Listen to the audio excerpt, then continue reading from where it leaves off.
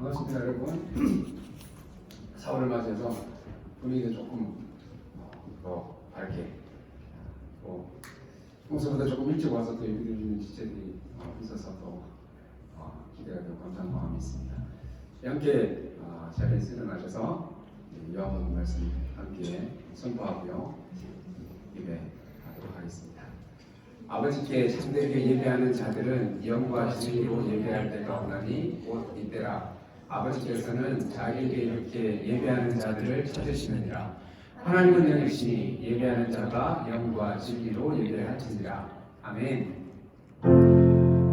우리 모두 예배하는 자 되어 온전히 영과 진리로 주를 예배하자. 주가 우리와 함께 영원히 함께 하시고 마르지 않는 샘물로 우리 채우시니 모두 예배하는 자 되어 온전히 영과 진리로 주를 예배하자. 주가 우리와 함께 영원히 함께 하시고 마르지 않는 샘물로 우리 예배하는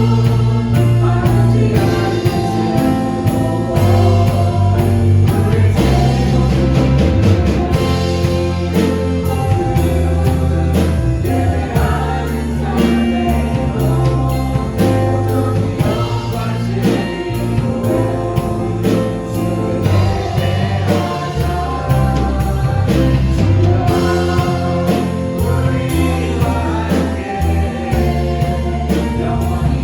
온전히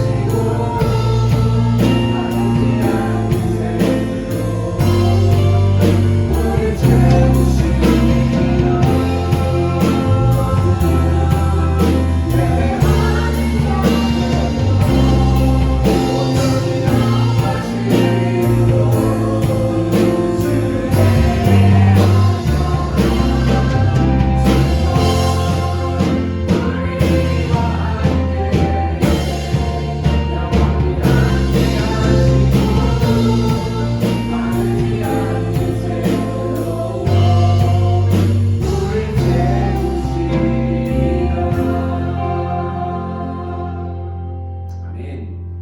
사도신경으로 우리의 신앙을 하나님 앞에 고백하겠습니다. 전능하사 천지를 만드신 하나님 아버지를 내가 믿사오며 그 외아들 우리 주 예수 그리스도를 믿사오니 이는 성령으로 잉태하사 동정녀 마리아에게 나시고 본디오 빌라도에게 고난을 받으사 십자가에 못 박혀 죽으시고 장사한 지 사흘 만에 죽은 자 가운데서 다시 살아나시며 하늘에 오르사 전능하신 하나님 우편에 앉아 계시다가 저리로서 산자와 죽은 자를 심판하러 오시리라. 성령을 믿사오며 거룩한 공예와 성도가 서로 교통하는 것과 죄를 사하여 주시는 것과 몸이 다시 사는 것과 영원히 사는 것을 믿사옵나이다. 아멘. 여러분, 오늘부터 벌써 하면 안 돼요. 오늘부터 새로운 순서 하나, 코로나 때문에 그동안 우리가 하지 못했던 교제하는 시간을 가지려고 해요. 그래서 아직까지 아직까지 뭐 스키치까지는 아니지만 어쨌든 터치하는 거에 대해서 부담이 있는 분은 굳이 하실 필요는 없고, 그래도 우리가 2년 넘게 하지 못했던 제 생각에는 악수 정도는 그래도 이제 할 수 있으면 좋지 않을까.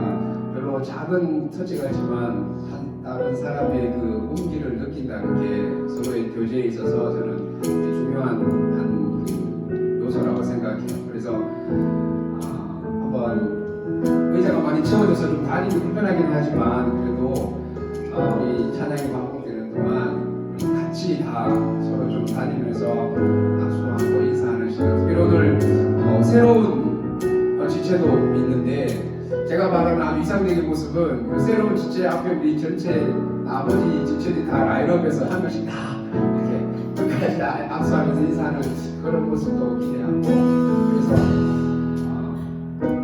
그런 시간을 가졌으면 해요. 근데 오늘 이번 주에 마침 이 영상을 제가 보면서 오늘 우리 예배를 위해 너무 딱 맞는, 우리가 아까 했던 인내성도 그러고 이 앞으로 지금 이제 막 활 꽂고 우리 많이 하고 있는 저 박은총이라는 예빈 여자가 만든 곡인데, 그분이 그 방송국에서, 그 기독교 방송에서 이런 그 스토리를 나눈 케이스 같이 한번 보겠습니다. 한 번 더 눌러주세요. 플레이 안 돼요? 플레이 해야 되는데 안 돼요? 잠깐만. 미안해요. 내가 늘 이 화면 이게 방향을 잘못하다 오늘 도움을 받아서 제대로 맞췄는데 소리가 우리 시간 다른 밤에 나와.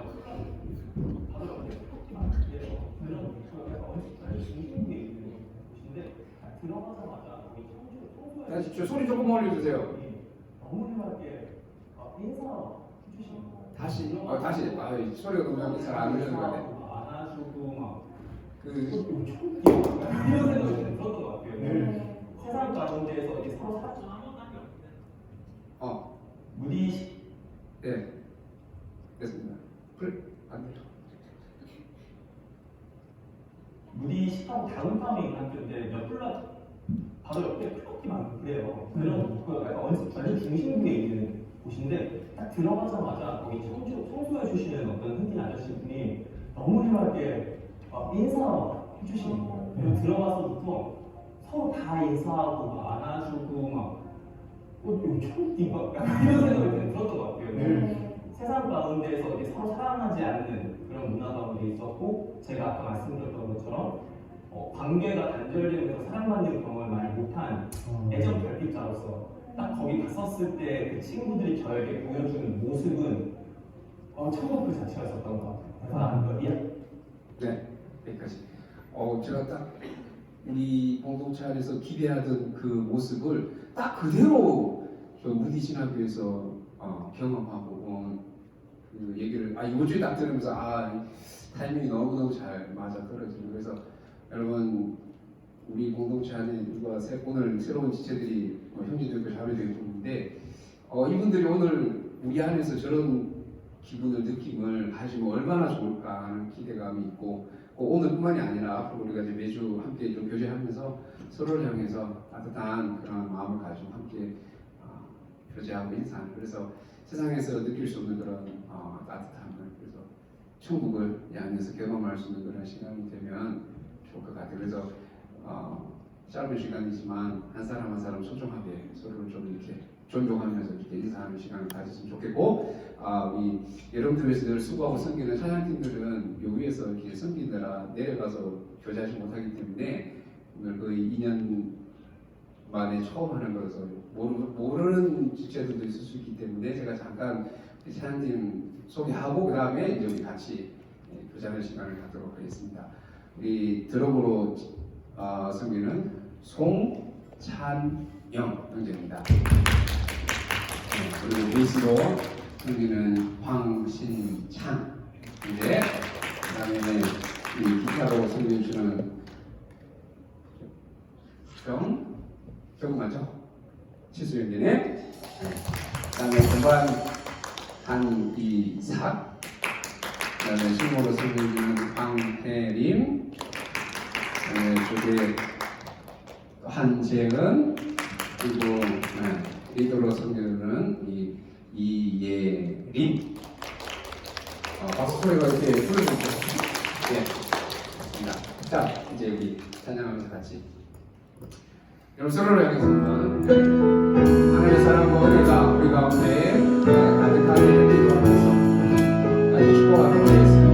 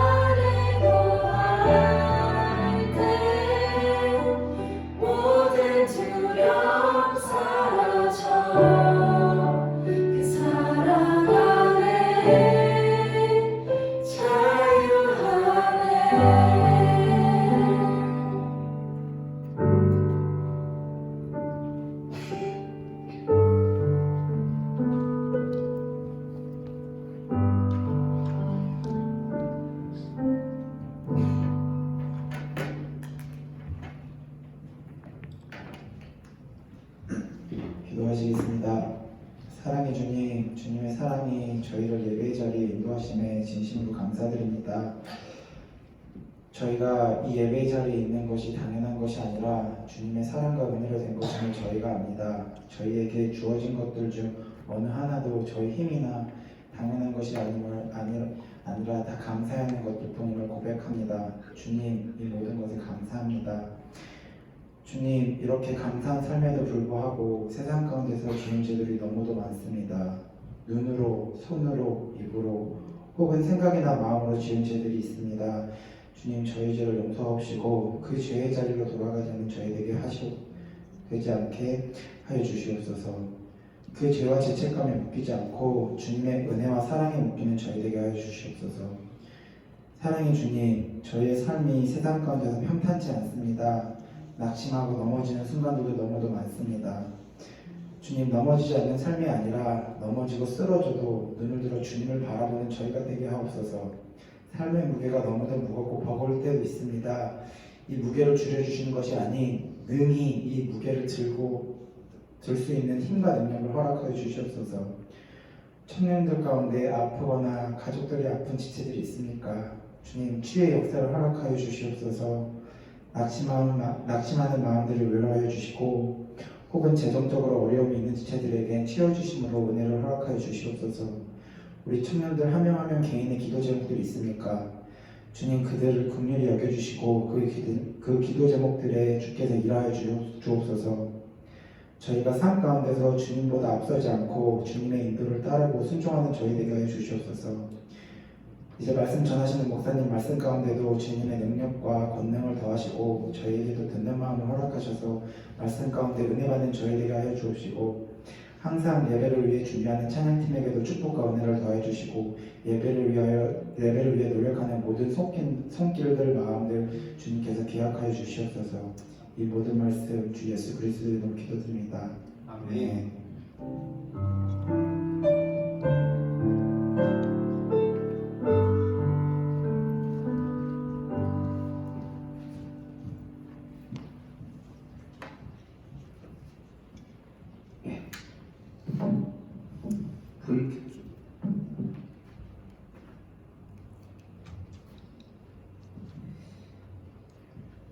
오늘 말씀은 구약성경 신약성경 한 군데씩 있습니다. 시편 127편 3절, 에베소서 6장 1절에서 3절까지 두 곳의 말씀을 하겠습니다. 읽겠습니다. 시작. 보라, 자식들은 여호와의 기업이요 태의 열매는 그의 상급이로다. 자녀들아, 주 안에서 너희 부모에게 순종하라. 이것이 옳으니라. 내 아버지와 어머니를 공경하라. 이것은 약속 있는 첫 계명이니 이로써 네가 잘되고 땅에서 장수하리라. 아멘. 네, 오늘 존중에 관한 6번째 시간인데요. 우리가 존중해야 될 대상이 이렇게 좀 멀리 있는 지도자에서부터 그다음에 우리가 사회생활하면서 부딪히게 되는 상사들, 또 어떤 선배들, 그런 사람들. 자, 그래서 점점 더 나에게 가까운 관계로 다가오고 있는데, 자, 그렇다면 오늘은 우리가 존중해야 될 대상이 누굴까요? 가까이, 가장 가까운 관계.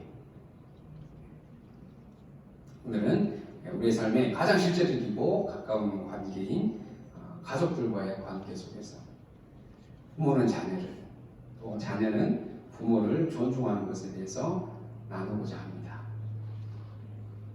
그래서 장남인데 부모님과 함께 있지 못하고 이렇게 멀리 나와 있는 것만으로도 불효를 하고 있는 불효자이기도 하고, 애들을 많이 낳았지만 제대로 이렇게 양육하고 케어하지 못하는 부족한 부모로서 참 부담이 되는 그런 내용이긴 하지만, 가장 우리의 삶에서 어떻게 보면 매일 가장 많은 시간들을 보내고 가까이 있는 가족들을 어떻게 대해야 되는지에 대해서 다시 한번 오늘 말씀을 잘 새기면 좋겠습니다. 존중한다는 것은 금처럼 귀하게 여긴다, 그런 의미를 가지고 있다고 했는데, 그래서 여러분 한국에서 핫한 오은영 박사님이 하는 자녀 상담 프로그램 제목이 혹시 뭔지 알아요? 뭐 같은 내 새끼라고 그래요? 금쪽 같은 내 새끼라고 해요. 금쪽 같은. 진짜 그래서 금처럼 귀한 자식을, 그런 표현이라고 할 수 있는데, 모든 부모가 당연히 자녀를 귀하게 여기지만 그럼에도 존중하지 못할 때가 있고, 또 자녀된 우리가 부모님을 소중하게 생각하지만 존중하지 못할 때가 있기 때문에 어떻게 보면 좀 아이러니하죠. 가장 사랑하는 사람이면서 또 가장 큰 상처를 주는 사람이 가족이 될 수 있는 것이죠. 저도 그 선교단체에 훈련받으러 갔을 때 서로의 어떤 그 과거의 어떤 상처들을 나눌 때 가장 많은 퍼센테이지가 바로 부모님들로부터 받은 그런 상처들, 아픔들이 가장 많았고, 지금은 돌아가셨지만 그 한국의 그 온누리교회 하영조 목사님이 그 포항에 있는 한동대에 가서 집회를 하면서 그 한동대 대학생 친구들한테도 이렇게 집회하면서 이렇게 이야기하는 그 듣는 과정에 있어서도 그 친구들도 가장 많은 어쨌든 마음속에 상처로 남은 그런 일들이 다 가족 안에서 부모님과의 관계에서 받은 그런 분들이 가장 많았다는 것이죠. 물론 그렇지 않은 사람도 있지만 그런 경우가 더 많다는 것을 볼 수가 있습니다. 왜 이런 아이러니한 경우가 생기는가? 존중의 부재에서 일어나게 되는 결과라고 할 수 있습니다. 여러분, 성경에서 자녀를 그 양육할 때 성경에서 나오는 표현이 훈육이다, 훈육이라는 표현을 쓰는데, 훈육이라고 할 때 1차적인 의미는 잘못하거나 실수했을 때 그 매로 다스리는 것이 훈육의 1차적인 의미지만, 그 잘못이나 실수를 통해서 스스로 아이가 배우게 하되, 하지만 어떤 정죄감이나 죄책감을 느끼지 않게 하는 것이 더 중요한 훈육의 목적인데, 그렇게 하려면 굉장히 어려운 일이긴 하지만 그게 가능하려면 그 중심에 언제나 존중이, 아이를 대하는 부모의 마음에도 존중의 마음이 있어야만, 태도가 있어야 한다는 것이죠. 존중의 마음 없이 그냥 감정이 하는 대로 말로 혼내고 심한 말을 하고 어떤 감정적으로 다스릴 때 아이에게는 상처로 남게 되는. 그래서 여러분, 금쪽이들의 문제는 사실 그 나타나는 현상은 아이의 문제지만 더 문제의 그 원인은 아이에게 있는 것이 아니라 누구의 문제가 나타나는 거라고 할 수 있죠? 부모의 문제가 더 많은 그런 모습을 볼 수가 있습니다. 자녀들이 아직 어리고 철이 없을 때는 친구 부모님과 자기 부모님을 비교하면서 누구 엄마는 맨날 맛있는 음식 해주고 누구 아빠는 이것도 사주고, 또 반대로 부모는 다른 집 아이랑 비교하면서 야, 누구는 공부도 잘하고 누구는 운동도 잘하고 누구는 말도 잘 듣고 너 왜 그래? 이렇게 잔소리할 때가 많이 있습니다. 저도 자주 하는 실수가 애들이 많다 보니까 다른 집 아이랑 비교할 것도 없이 그냥 우리 집 안에서 아이들끼리 비교를 하게 됩니다. 그리고 같은 부모 밑에서 태어나도 아이들은 절대로 똑같지 않은, 다 다르게, 희한하게 다른 아이들이 태어납니다. 우리 집에 둘째가 큰아들인데 둘째 큰아들이랑 셋째 딸을 비교할 때가 많은데, 이 셋째는 제가 그 아이 이름을 기쁨이라고 지어서 그런지 엄청 기쁘게 하는, 그래서 먹는 것도 안 가리고 몸에 좋은 거는 더 잘 먹고, 제 집안 내력이 다 이빨이 안 좋은데 아들들은 다 어릴 때 막 수면 마취해서 그 한 번에 크라운을 막 12개씩 하고 8개씩 하고 4살짜리도 얼마 전에 8개를 한꺼번에 하고, 하여튼 그 이빨이 좋지 않아요. 그걸 똑같이 닮았어요. 근데 딸은 또 엄마를 닮아서 괜찮고, 아들하고 운동하고 막 목욕탕 가고 싶은 그 로망이 있어서 이렇게 첫 번째 무조건 아들을 먼저 낳기를 원했는데 어쨌든 두 번째 태어나긴 했지만, 근데 이 아들은 운동도 안 좋아하고 운동도 못하고, 근데 셋째 딸은 맨날 남자애들이랑 축구하고 운동 너무너무 잘하고 완전히 뒤바뀌어가지고, 그래서 비교를 안 하려고 하면 살 수밖에 없는 그런. 근데 여러분, 중요한 사실은 마음으로는 그렇게 비교를 하면서도 마음으로는 똑같이 사랑하고 귀하게 여긴다고 생각하지만 말로는 여전히 잔소리하고 혼내고 칭찬하고 격려하지 않으면 존중하지 않고 경멸하는 것과 같은 것이죠. 하나님은 우리 한 사람 한 사람을 절대로 다른 사람과 비교해서 우리를 대하시지 않는, 하나님은 우리 자신, 우리 존재 자체를 그냥 나라는 사람, 존재만으로 우리를 사랑하십니다. 스바냐 3장 17절 말씀 같이 한번 읽어볼까요? 시작. 너희 하나님 여호와가 너희 가운데 계시니 그는 구원을 베푸실 전능자이시라. 그가 너로 말미암아 기쁨을 이기지 못하시며 너를 잠잠히 사랑하시며 너로 말미암아 즐거이 부르며 기뻐하시리라 하리라. He celebrates and sings because of you, because of me. 우리가 하나님을 위해서 뭐 이렇게 막 거창한 걸 한 게 있어서 뭐 칭찬받을 만한 아니면 잘하던 그런 건수가 있어서가 아니라 조건 없이 그냥 나를 존재 자체만으로 나 때문에 기쁨을 이기지 못하신다. 하나님 우리를 그렇게 대하시는 것이죠. 여러분 만약에 하나님이 우리가 비교하는 것처럼 하나님이 나를 다른 사람과 비교해서 그렇게 대하신다면 하나님을 잘 예배하고 섬기는 사람을 더 사랑하고 막 좀 그렇지 못한 그런 상황일 때 덜 사랑하고 막 이렇게 된다면은 우리가 어떨 것 같아요? 너무너무 힘들지 않겠습니까? 근데 우리는 비교하는 게 너무너무 익숙한 거죠. 너무 비교하는 게 자연스럽고 익숙한 거예요. 그것이 존중에 가장 상반된, 존중에 있어서 가장 피해야 하는 것이 바로 비교하는 것이라고 할 수 있습니다. 존중은 상대방의 존재 자체를 인정하고 귀하게 여기는 것입니다. 왜냐하면 우리가 다 하나님의 형상을 가진 닮은 존재이기 때문에 그 이유만으로 존중해야 될 이유가 있다는 것이죠. 자, 오늘 본문은 자녀를 존중할 때 부모가 안 됐지만 부모가 자녀를 존중할 때 또 자녀는 부모를 존중할 때 받게 되는 복이 무엇인지를 설명하고 있습니다.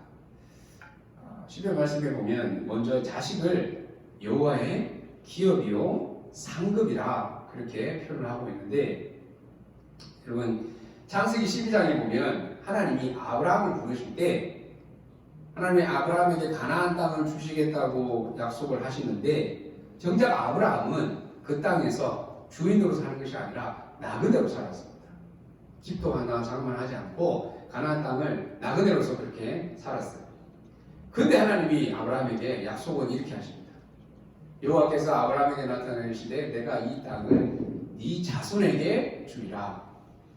그를 이끌고 밖으로 나가시되 하늘을 물어 별을 셀 수 있나 보라. 또 그에게 이르시되 네 자손이 이와 같으리라. 이렇게 약속을 하십니다.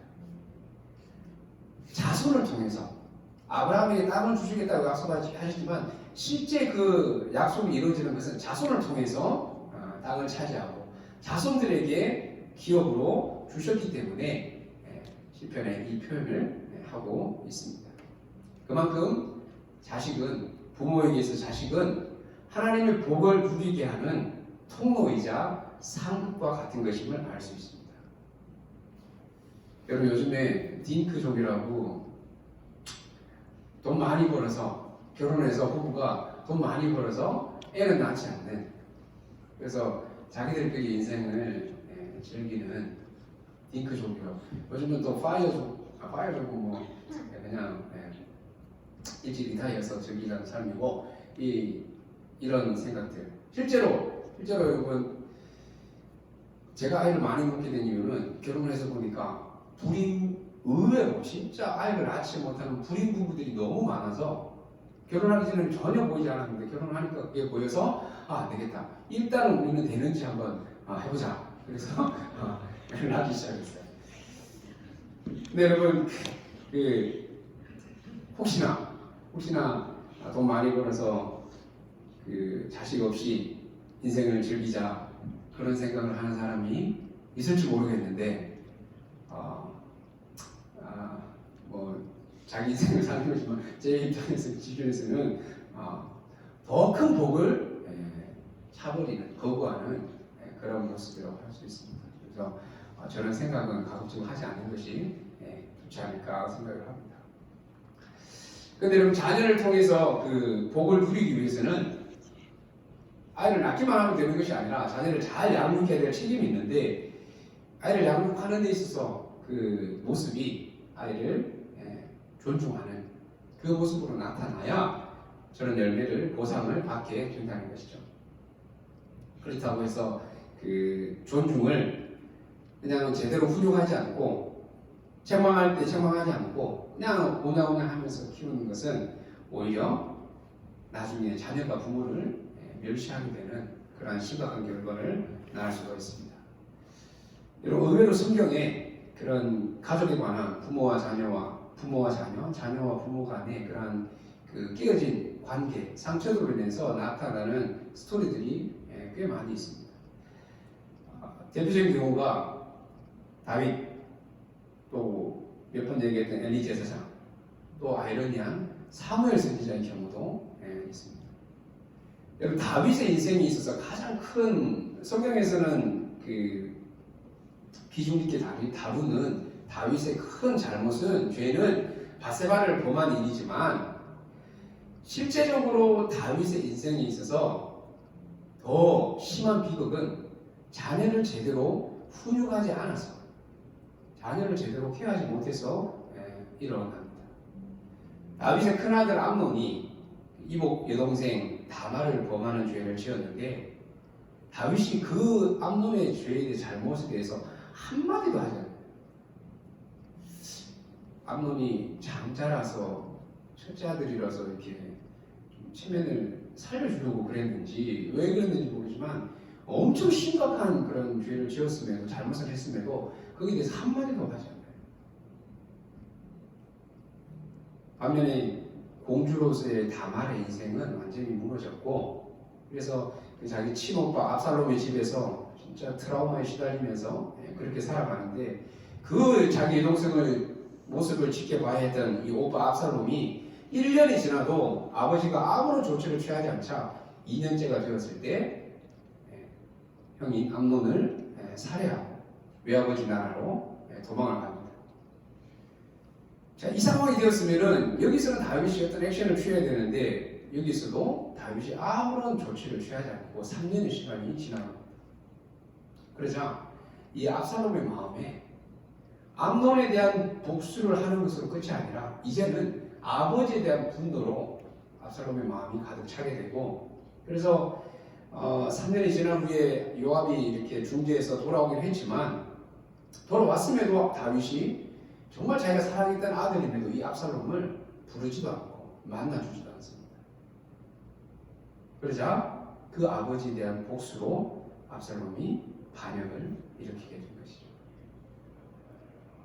엘리 제사장의 아들들이 제사장으로서는 차마 할 수 없는 정말 심한 그런 악행을 하고 그 이야기를 듣고서도 엘리 제사장이 제대로 그 아들들을 훈육하지 못했고 그래서 비참한 결말을 당하게 되는데 더 아이러니한 사실은 그 엘리 제사장의 가정이 망하는 것을 누구보다 가까이서 보고 자란 사무엘의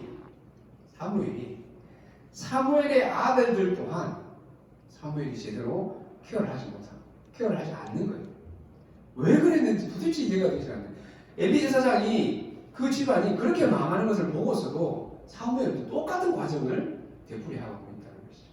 그래서 그 결과 백성들이 하나님이 이스라엘을 직접 다스리시는 그 신정체제를 거부하고 사람이 우리를 다스리는 왕이 되기를 원하는 그러한 왕을 요구하는 계기가 바로 사무엘이 자녀들을 양육하지 못한 결과로 일어나게 된 것입니다.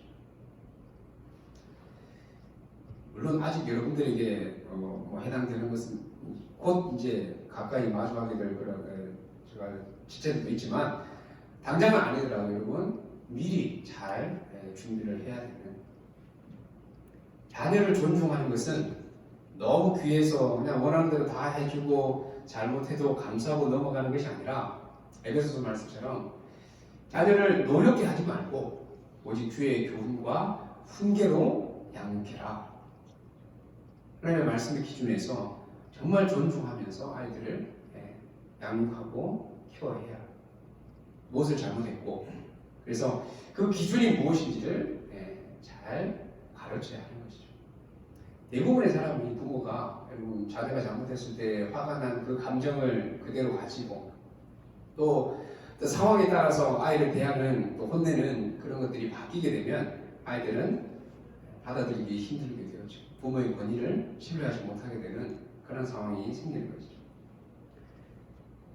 사실은 이 그 경계를 어떤 감정적으로 화가 나서 아이를 대하는 것과 존중의 태도를 가지고 대하는 그 경계를 지키는 것이 사실은 쉽지 않은데, 그래서 우리에게 지혜가 필요하고 분명한 기준이 우리에게 필요한 것이죠.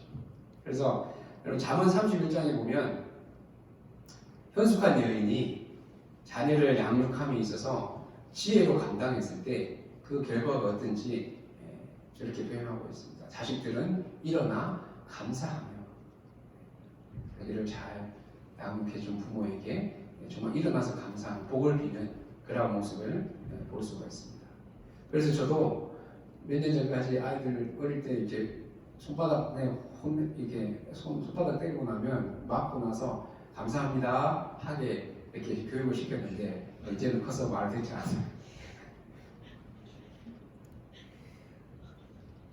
아직은 여러분들 자녀가 없지만 부모님이 나를 어떻게 양육했는지, 또 나는 부모가 되었을 때 자녀를 어떻게 양육해야 할지에 대한 기준이 필요한데, 주의 교훈과 훈계로 양육하는 것이 하나님의 자녀된 우리 모두에게 필요한 원칙과 기준이 되어져야 합니다. 자녀는 부모의 기업과 상급이지만 어떻게 양육하느냐에 따라서 보상을 받을 수도 있고 아니면 손가락으로 남아서 상처와 고통을 주고받는 그러한 관계로 남을 수도 있기 때문에 그렇습니다. 그래서 존중의 원리가 너무너무 중요합니다. 여러분, 그래서 부모가 좋은 하나의 그 팁이라고 한다면 부모가 자녀에게도 존칭을 쓰는 그런 경우들, 부모님들 혹시 자기 부모님이 나에게 존칭을 쓰는 부모님 혹시 있나요? 네. 이건 아니죠? 혹시 있나요? 자, 반대로 부모를 존중할 때 우리가 받게 되는 복은 땅에서 잘 되고 우리가 살아가는 삶에서 잘 되고 장수의 복을 받는다. 성경이 약속하고 있습니다. 자, 한번 찔리는 질문을 한번 하려고 해요. 여러분, 부모님을 잘 존중하고 있다고 생각합니까? 네, 부모님을 잘 존중하고 있나요? 제가 어릴 때만 해도 그런 경우가 사회 분위기가 거기에 잘 용납이 되지 않는 그런 시대였는데, 부모에게 요즘은 이렇게 말을 편하게 하는, 이렇게 존칭을 쓰지 않는 그런 관계들, 모습들을 볼 수가 있습니다. 나쁘다는 건 아닙니다. 나쁘다는 건 아니라 더 사랑스러운 친근한 표현이기도 하죠. 근데 좋을 때는 괜찮지만 화가 났을 때는 훨씬 심한 막말을 할 수 있는 그 가능성이 문이 더 많이 열려 있는 것이죠. 부부 사이도 마찬가지입니다. 그냥 이렇게 요즘 워낙 존칭을 이렇게 쓰지 않고 그냥 편하게 이렇게 하다 보면 싸우게 될 때 심한 상처가 되는 그런 말들을 막 하게 되는 것이죠. 그래서 기본적인 안전장치로 존칭을 쓰는 것이 제 경험으로도 유익하고 저도 그래서 존칭을 쓰고 있습니다. 아니면 시골 사람들 경상도 사람들 말이 더 이렇게 좀 험악하는데 네가 바로 나오지. 너도 아니고 네가 막 이러면서 그래서 존칭을 쓰는 것. 자, 부모를 존중해서 복을 받게 되는 경우와 그렇지 못한 경우 성경에 꽤 많이 나오는데, 부모를 존중해서 복을 받게 되는 경우도 있지만 존중하지 못해서 복을 받지 못하고 저주를 받은 경우 혹시 생각나는 케이스가 있나요? 그런 경우 혹시 생각나나요? 생각나는 경우가 있습니까? 노아가 홍수 사건 이후에 이제 처음 농사를 지어서 포도 농사를 지었는데 포도 맛이 너무 포도가 너무 농사를 잘 됐는데 이제 포도주를 이렇게 마시고 취해서 나체로 잠들어 있었는데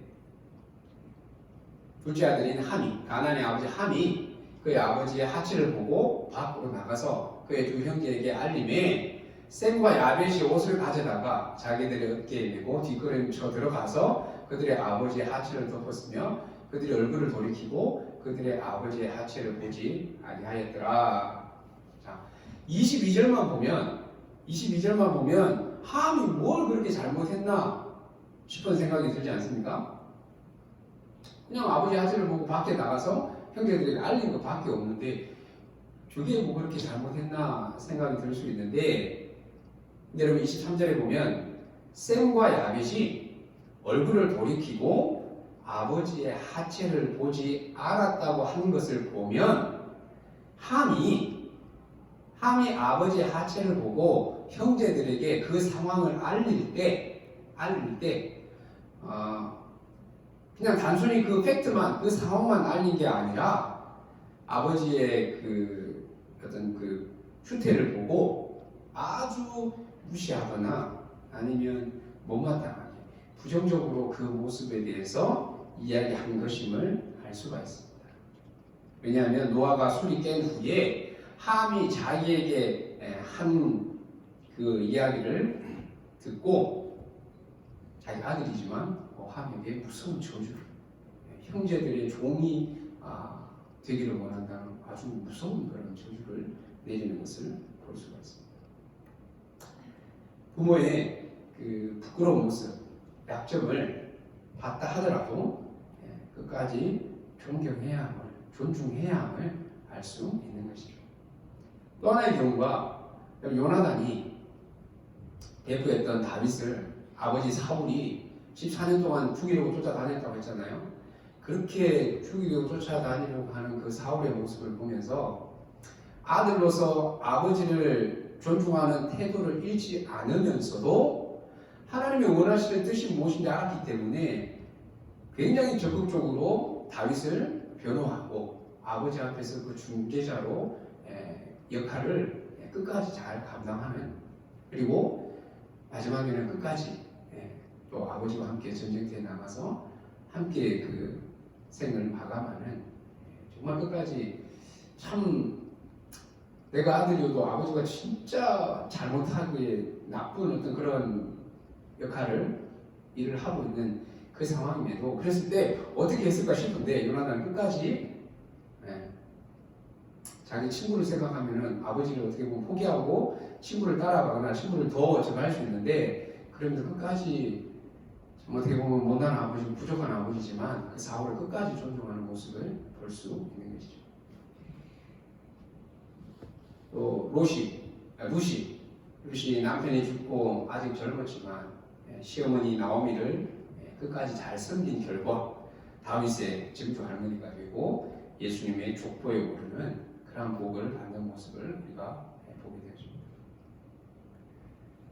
부모를 존중하는 것은 물론 자신 있는 사람도 있을 수 있지만 아마 제 생각에는 우리 모두가 다 부족한 부분이 있기 때문에 계속하면 부담이 될까봐 이 정도에서 마무리하려고 합니다. 그렇지만 여러분, 우리가 꼭 기억해야 할 것은 부모를 공경하고 존중하는 것은 성경이 약속 있는 첫 계명이라고 할 만큼 너무너무 중요한 것임을 알 수가 있습니다. 십계명에서도 마찬가지. 사람을 향한 첫 번째 계명, 5계명이 바로 부모를 공경하는 것, 존중하는 것. 이것이 우리를 향한 하나님의 가장 첫 번째 명령인 것을 우리가 알 수 있습니다. 말씀 정리하겠습니다. 그럼 나중에 부모가 되어보면 내가 낳은 내 자녀이기 때문에 내 마음대로 하려고 하면 어떻게 보면 본능적으로 부모 입장에서는 드는 생각입니다. 그래서 내 자녀이기 때문에 또 내 부모님이기 때문에 당연히 서로 사랑하고 존중해야 하지만 어쩌면 존중에 있어서 가장 어려운 대상이 가족일 수도 있습니다. 그것이 부모님일 수도 있고 형제일 수도 있고. 가정은 작은 교회이자 이 땅에서 하나님 나라를 경험하도록 허락하신 작은 천국입니다. 가정에서 우리의 가정에서 천국을 경험하고 누리려면 서로 사랑하고 존중할 때 가능합니다. 그렇지 않으면 가정이 더 상처와 아픔을 주는 그런 장소가 될 수 있는 것이죠. 오늘 다시 한번 우리 가족이 없는 사람은 없잖아요. 우리가 다 가족을 대하는 우리의 모습을 한번 돌아보면서 단순히 어떤 윤리적, 도덕적 차원의 어떤 부모와 자녀를 대하는 그 수준을 넘어서 하나님이 우리에게 허락하신 이 존중의 태도로 우리의 가족을 대할 때 오늘 성경에서 약속하신 복과 은혜를 경험하는 우리의 삶, 저희 여러분의 삶이 되어지기를 주의 이름으로 축복합니다. 기도하겠습니다.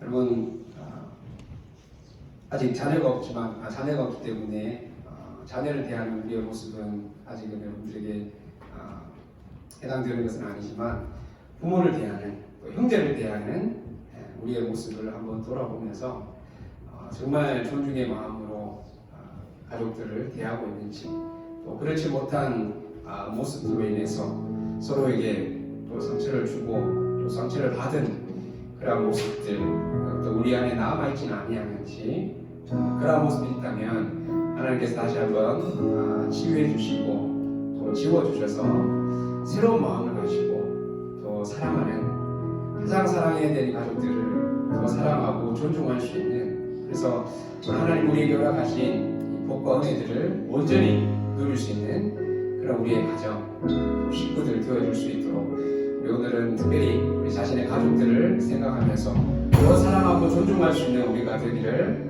소망하면서 우리 같이 한번 가족을 위해서 기도했으면 좋겠습니다. 기도하십시다.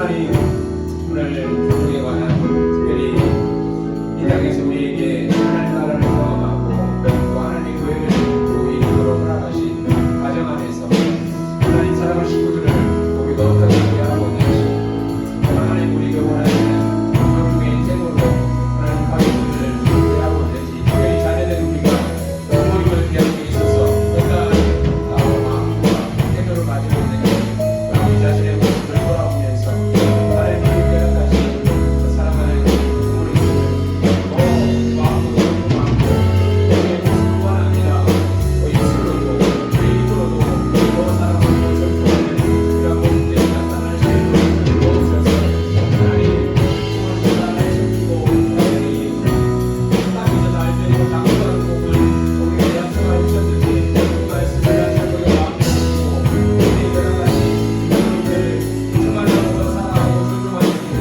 주의 나라에 들어줄 수 있도록 하나님 함께하여 주옵소서. 특별히 어려운 자녀들 주의 자녀들 하나님 인간적으로 사랑하는 이유와 사랑하면서 반가움이 특별히 주의 즐거움 가운데 있는 다시 한번 목사님 잘 통할 수 있는 주의 자녀들 되게 하여 주옵소서.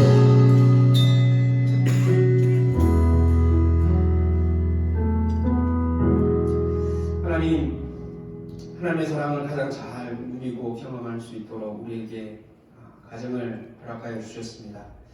그럼에도 인간적인 또 죄성이 남아서 사랑해야 할 존중해야 될 가족임에도 온전히 존중하지 못하고 서로의 또 인간적인 모습과 말과 행동으로 인해서 상처를 주고 또 아픔으로 남아있는 그런 모습들 그런 관계들이 있다면 다시 한번 오늘 말씀을 통하여서 하나님 온전히 더 부모님들을 존중하고 사랑할 수 있는 주의 자녀들 되게 하여 주옵소서. 특별히 부모님과 떨어져 있는 우리 지체들이 있는데 하나님 떨어져 있지만 자녀로서의 또 효와 또 부모님을 존중하는 말과 또 마음들 잃지 않도록 도와주시고 특별히 또 연로하거나 육신의 질병 가운데 있는 부모님들을 더 사랑하고 잘 섬기며 존중할 수 있는 또 자녀들 되게 하여 주시고 또 여전히 인간적인 모습 때문에 부모님에 대한 원망과 또 분노와 미움의 마음을 가진 그러한 자녀들이 있다면 하나님께서 그 마음도 치유하여 주시고 새롭게 하여 주셔서 주님의 사랑으로 용납하고 또 사랑하고 존중할 수 있는 아름다움, 그래서 땅에서 잘되고 장수하는 복을 우리에게 약속하여 주셨사오매 이 약속하신 복을 온전히 누릴 수 있는 우리 모두가 되게 하여 주옵소서. 감사하며 예수님의 이름으로 기도하옵나이다. 아멘.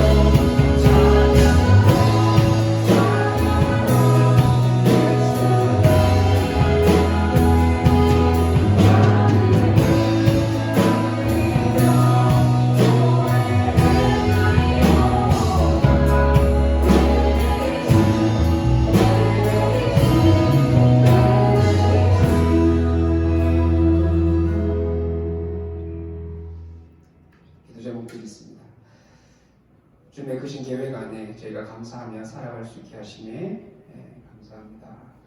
가족, 친구들이 건강하기를 기도합니다.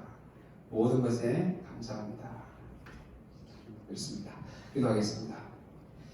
하나님, 오늘도 예배 자리에 불러주셔서 감사합니다.